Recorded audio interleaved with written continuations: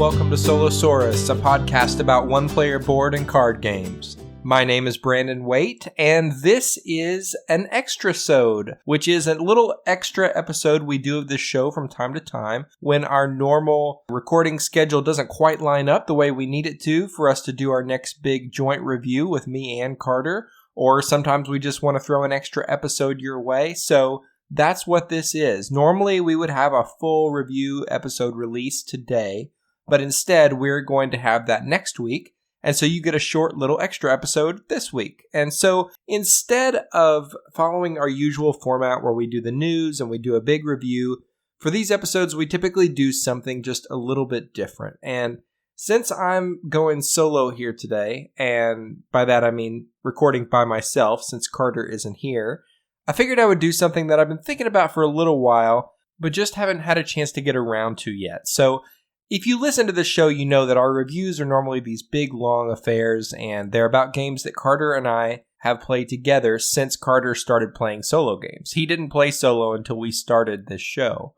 Well, I've been playing solo for a while, so I have a whole stock of games that I played before Carter and I started. Some of them we'll revisit and I'll share with him so that we can review here on the show, but others I played and enjoyed and then traded away or sold or gave away and other things throughout the years. And so, since I don't really want to go and repurchase any of those games just so that we can review them here on the show, I thought that from time to time for these extrasodes, I would cover just a few of them in a shorter fashion. So instead of covering all the things we normally do, I'm going to talk just about the good, the bad, and the ugly for 3 different games that I used to own and I don't anymore. And because we're using that format, I'm not going to say that any of these games are eligible for the stamp of approval, because I like to give real consideration on this show to those games so that you can hear why we think they're Hall of Fame style games.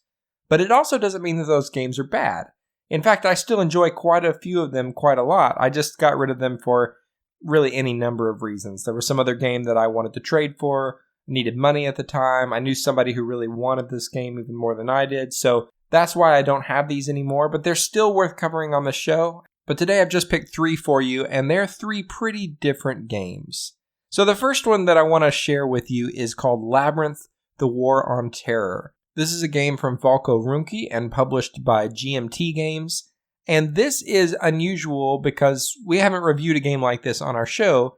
It's a war game. And I'm not typically into war games. In fact, I only own one traditional war game, which is Twilight Struggle, which is a game about the Cold War. And I only got that and tried it out because it was on the top of the BGG rankings for so long. But when I first heard about Labyrinth, I was really intrigued. Not only because it bears some similarity with its mechanisms to Twilight Struggle, which is a classic game and one that I really enjoy, but also because of the subject matter. The War on Terror is the defining conflict of my lifetime. I was in high school, early in high school, when the Twin Towers fell on September 11th. I remember that. It was just burned into my memory. And I remember very vividly what was happening after and how confusing all of those events were. What does it mean to have a war on terror? When does it end? It doesn't look like any kind of traditional conflict that we learned about in school. And I've always been fascinated by that and felt like I never understood how all the different pieces to the War on Terror fit together. And so I thought this would be a good opportunity to learn more about something that was a defining event of my own lifetime. And the way that they set it up was pretty cool because the game is a head-to-head style game where one person plays the American troops going into the Middle East and the other side plays jihadists. And that's a little bit generalized and abstracted, obviously, from the real world situation, because you can't just paint people groups with just such a large brush. Not all of these groups are jihadists in the same way or anything like that. It's a many-textured thing in real life. But that said, it still does a remarkable job of helping you to get a lay of the land.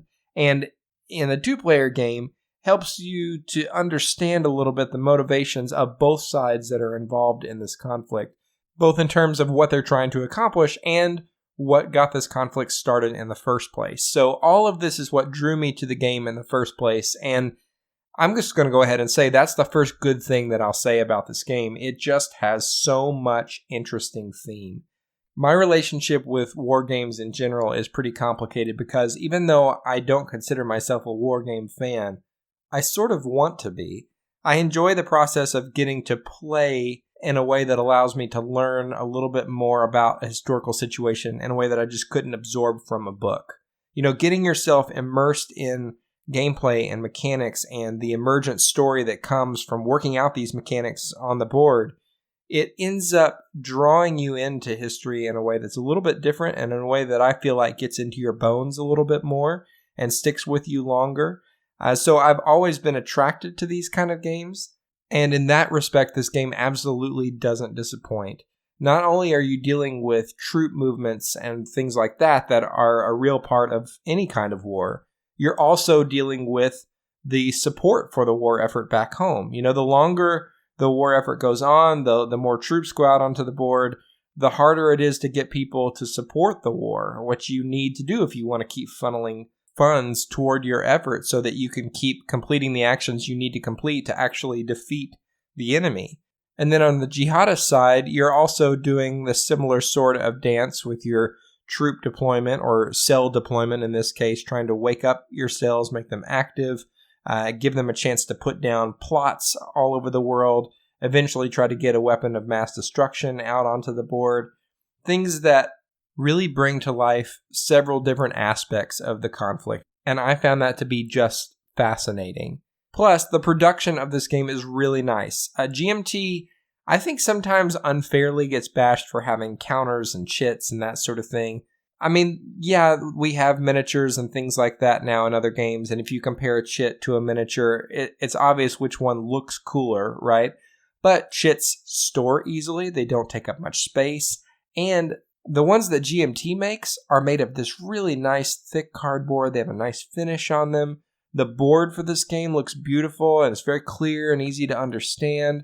Plus, the wooden bits are really nice, and the cards that you use, which are sort of the main component in this game, they are glossy and thick and just really great to hold in your hand.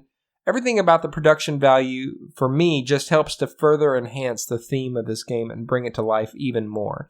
And then mechanically, the card-driven system that this game uses, which is very similar to the one that you find in games like Twilight Struggle, is for me a very compelling system where you're trying to balance using action points on cards to carry out different actions on the board versus using the card for an event, for instance. And that's really interesting and a compelling way to work out hand management in a war-style game. It does mean that a lot of movements of troops and things like that are more abstracted than you would find in a tactical level skirmish game.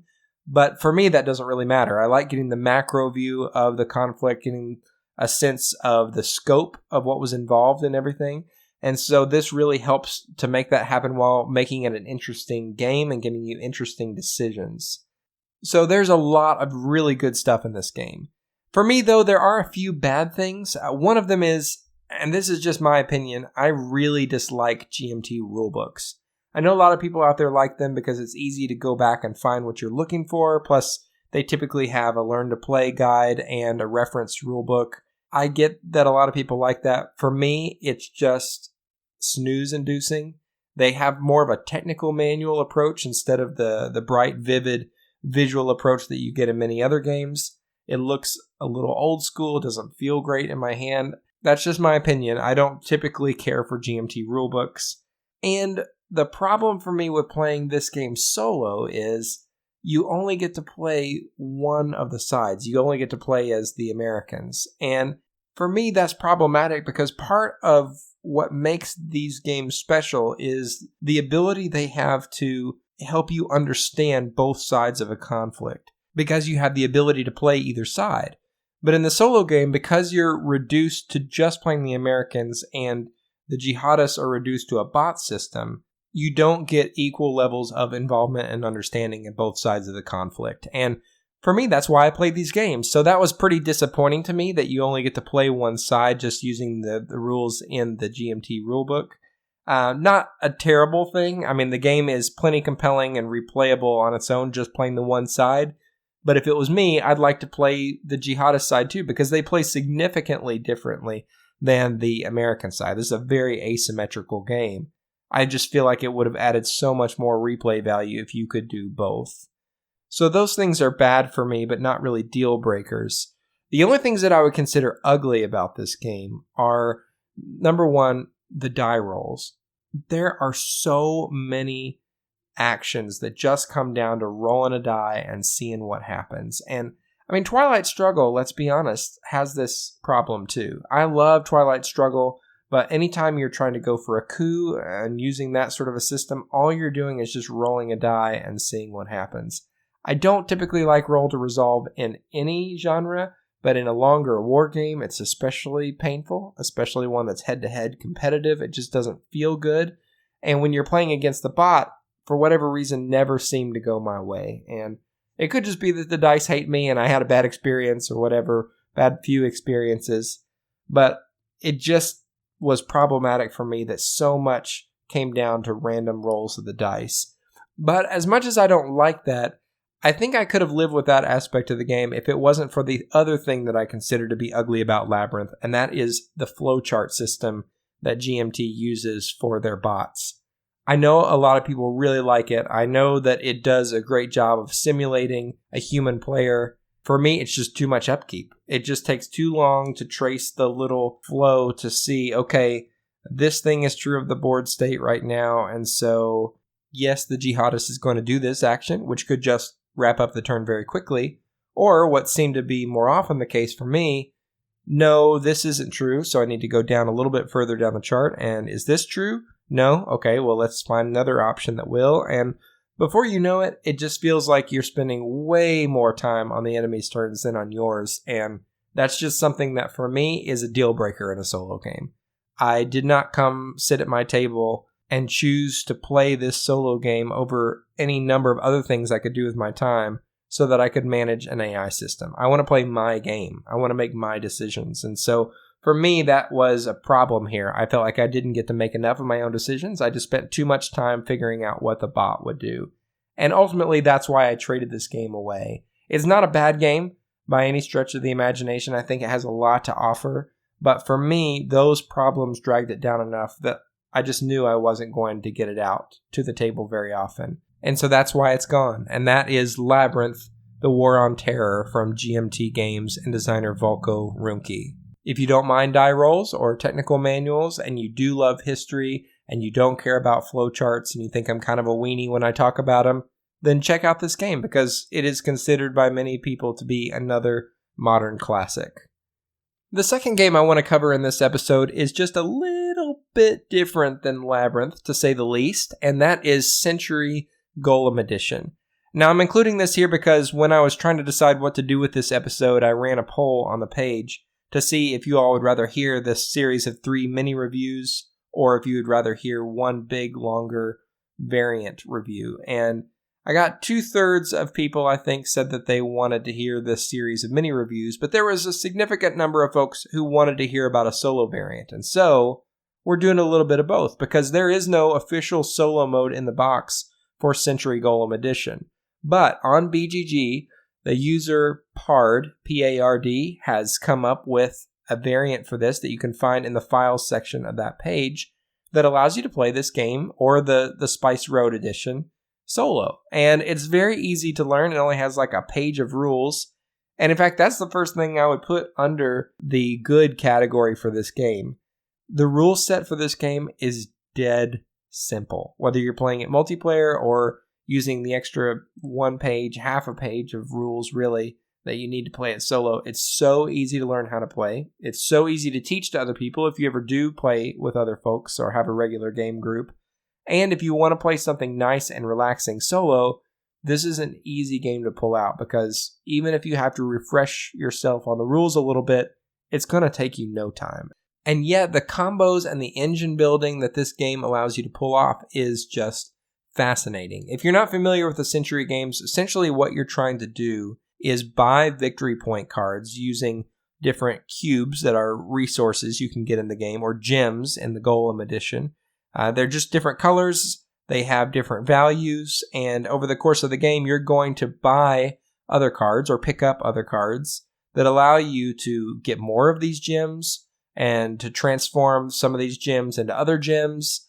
And basically, you're going to try to build up little combos in your hand so that you can get some low-level gems, transform them into bigger gems, and then either spin those bigger gems on cards or then transform them into a bunch of smaller gems. And the mechanisms for doing this are so simple. All you're doing is either picking up one of those cards that lets you do one of these trading or grabbing mechanics, you're playing one down from your hand, or you're buying one of those victory point cards. That's all there is to it.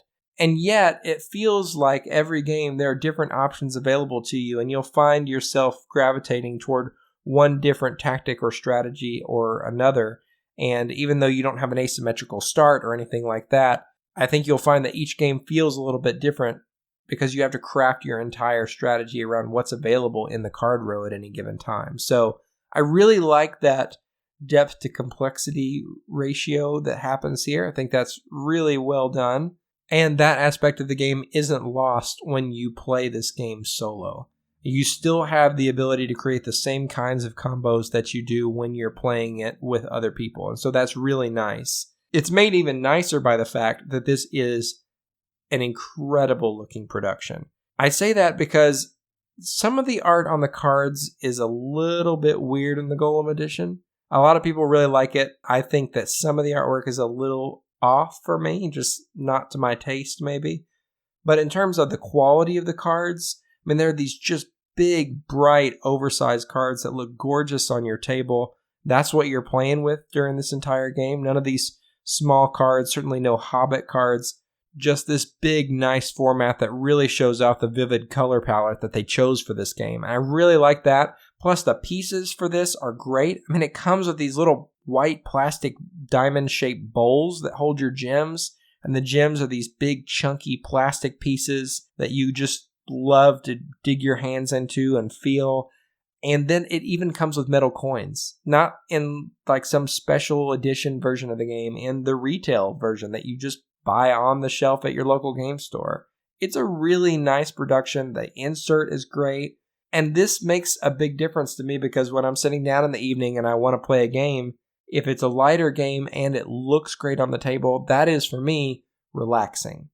And that's exactly how I would describe this game.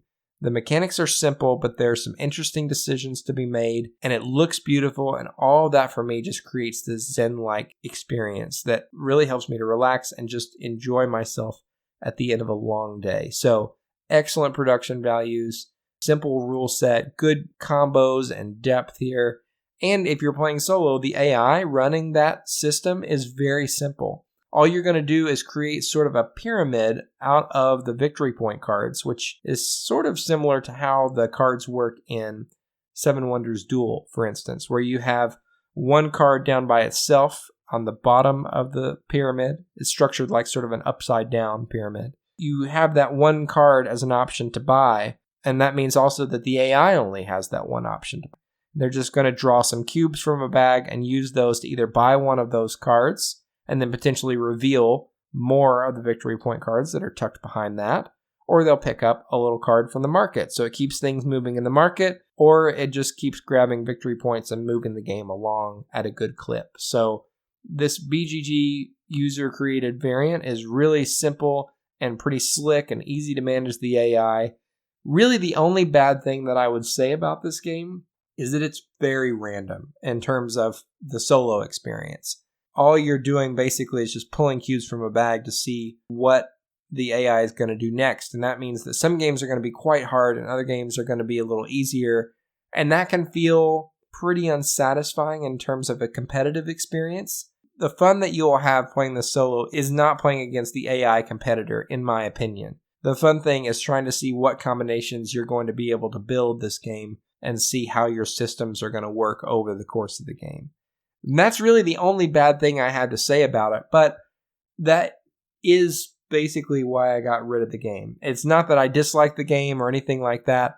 It's just that for me, after a few plays, I knew this wasn't a game that I was going to play solo, and I already have a few gateway games that I really love that I would rather pull out than this if I'm with other folks. Games like King Domino and Azul and Reef and Space Base, games that I really like just that are easy and breezy to bring out. And so I just felt like I didn't need this anymore. So it is interesting. If you have a copy of Century already, and I know a lot of people do, you should definitely check this out. The solo files for this are located on the Spice Road page, not the Golem Edition page. But it's very easy to set up the Golem Edition to make it work the same as the Spice Road rules. So definitely check this variant out if you already own the game. If you don't already own it, in my opinion, it's not worth running out to grab for solo play specifically. It's a fun game, but there are other games in this weight class that fill the same void and have more replayability for solo players. And so that is Century Golem Edition from designer Emerson Matsuuchi and publisher Plan B Games. Our final game that I want to talk about this episode is in a category that a lot of people have been asking for reviews for this year, and that is the dungeon crawl category, or at least I think you could put it in that category. This is Star Wars Imperial Assault from Fantasy Flight Games. And this is basically a reskin of Descent: Journeys in the Dark. I've always been interested in Descent, but for whatever reason just never got a copy of it. Probably because at the time when I was pondering it, it didn't have a solo play option, although now it certainly seems to. And I just wasn't crazy about the setting for Descent. The Terranoth universe is totally uninteresting and unexciting to me. I like fantasy, but I just don't think it's a compelling fantasy setting. So when I heard that they were going to be doing a Star Wars version, and I am a Star Wars nut, I just decided this would be the game for me. And at some point, I knew I was going to check it out. Then they released the app, which allows you to have a similar kind of experience to what you get with Mansions of Madness, where the AI for the enemies is run by the computer or your phone or tablet or whatever, and basically really cuts down on a lot of the work of managing AI systems and allows you to play this solo with multiple characters. That's when I was fully on board with the idea of this game. The only holdup for me was the price. It was quite expensive. I didn't have the money. And then I got a series of coupons through Barnes & Noble, where I'm a member there or something. And the game went on sale at Barnes & Noble on top of these coupons I had. I was able to grab this for $20. And so I don't think you'll ever be able to find that price anywhere else again. I just happened to get lucky this one time. So I picked it up and thought I would give it a whirl. And the good for me in playing this game is, first of all, the production value through the roof. This is a Fantasy Flight game. The models are really cool for the different Star Wars characters. They aren't core Star Wars characters that you're playing with too, which initially I was unsure of, but I really like what that allows them to do story-wise, telling side stories of things that happen, alongside major events in the Star Wars universe that we don't get to see in the movies or the fiction. I thought that was great. So the sculpts for those are wonderful. The only problem I had production-wise was that some of the pieces were a little bit droopy, like Darth Vader's lightsaber, for instance, in one of the packs looks a little bit sad, like it's having a little bit of a case of the Mondays, just kind of sad and droopy. Otherwise, though, everything looked great. The card quality is excellent. The art is not just stock images from Star Wars films, but actually wonderful illustrated art that is evocative and interesting. Everything looks great on the table. I mean, you do need a good Plano box or something to organize all of it because it's like somebody just vomited tokens into this box. But otherwise, everything looks excellent.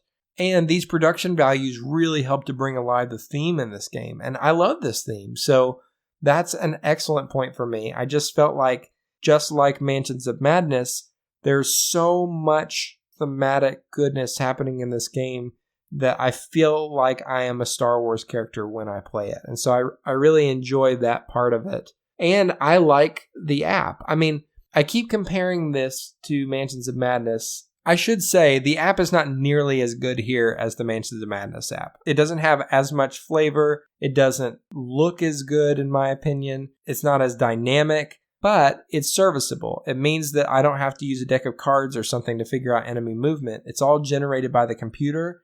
I really love that. I know other people aren't fans of that kind of system. For me, anything that streamlines the AI's decision-making process and eliminates more cards and tokens from the board is a winner in my book. So I really, really like that about this system. And I love the fact that the app supports campaigns. and that is plural, because when I played this game, it only had one campaign available to it. But now I think there are 3 or 4 that are available for this game. That's so cool. That means you can actually see progress in the growth of your characters. You can play through a dynamic and interesting story, and all of that is contained in the app. So that's really good stuff about this game. For me, though, there are a few bad things that ultimately led to me getting rid of this from my collection. One is that managing multiple characters has never been something that I prefer. I mean, I'll do it if the game is good enough. I have and love Gloomhaven, for instance. But in this case, each character has so many cards and so many little tokens to keep track of that it just felt too fiddly and too busy on the table for me. I'm picky about these kind of things, so maybe this won't be a problem for any of you, but for me, it just felt like too much to deal with and manage, and it just felt messy on the table in a way that I didn't really like. The bigger problem for me, though, is that the core mechanics of this game, the actual play experience, just isn't very interesting to me. I've heard a lot of people say that this game has some pretty significant tactical depth and some interesting maneuvering possibilities. I have experienced that in a few cases, but for me, it mostly feels like walk down the hallway so many spots, get next to somebody or get in range of somebody, roll some dice, and see what happens. And that's fine. I like dice in games a lot. I like the excitement and the drama that they produce. And when I go and play a game that's just zero luck, and it's this kind of game, I can sometimes feel like you've robbed me of the adventure that I came here for in the first place. So there's definitely adventure here, and there's definitely excitement. But excitement that's born just from rolling to resolve is just not that compelling for me. And so ultimately, that's why I got rid of it. I think it's good, but I think this is what stops it from being truly great. A lot of people have compared this to Mice and Mystics, for instance, and said that Mice and Mystics, which is really meant for kids or families, is sort of the kiddie version of this. The Descent or Imperial Assault is the grown-up system.